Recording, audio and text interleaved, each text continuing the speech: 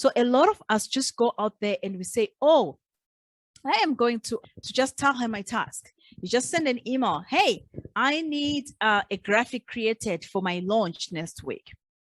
No, no, no, no, no, my friend, no. We don't do that as entrepreneurs. After this training, you're not going to do that, okay? So you're going to go out there, you're going to write down what you need done first, and you're going to try to do that. You're going to create a video doing that. If this is something you can do, if this is something you can't do, that's okay.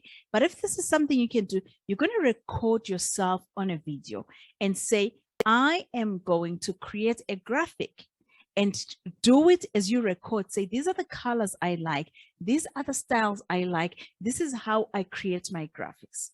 And create a long video. So what does that help you with? You get your first standard operating procedures.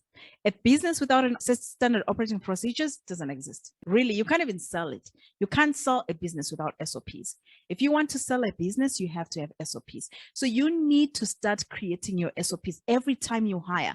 By the end, you're going to have a long list of SOPs such that if your employee quits, you just hire the new person and you give them a standard operating procedure.